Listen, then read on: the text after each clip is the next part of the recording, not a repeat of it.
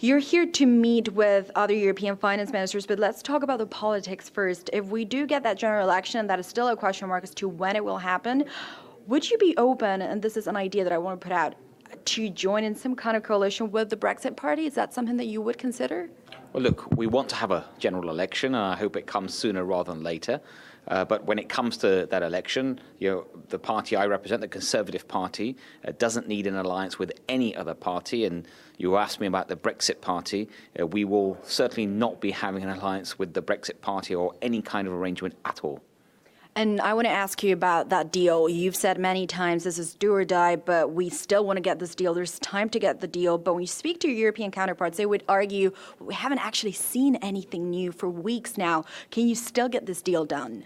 The negotiations are ongoing. You wouldn't expect me to talk about the detail, but there's actually a lot of work being done on both sides. I'm feeling increasingly optimistic. There's still a lot of work to do. And I think people understand that we do need to end this. We do plan to leave on October 31st. We will leave, and we want to leave with a deal. But it's also, I think, understood that whether it's a deal now, if it's a no-deal outcome, eventually we'll need some kind of deal. So I think it's in everyone's interest that we knuckle down, get on with it, and strike a deal as soon as we can. And let's talk perhaps about that no-deal scenario. And I know you've said you need to leave. That is imperative. The Prime Minister has also made it very clear, this is do or die. We really have to leave now. What if we get to that point where it's a no-deal Brexit? Is the logistics of it actually possible? Because many would tell you, if you look at the law and the Ban Act, would it be legal to actually leave without a deal?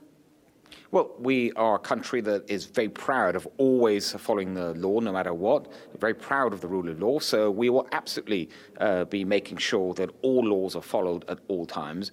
And at the same time, I think it's right for us to say we have a policy to leave on October the 31st, and that's what we plan to do. Look, we'll have to see what happens after we'll get to the European Council. I can be absolutely clear, when the Prime Minister gets to the Council meeting on the 17th and 18th of October, he absolutely will not be asking for any kind of extension in that meeting. He'll be hoping to strike a deal with his partners.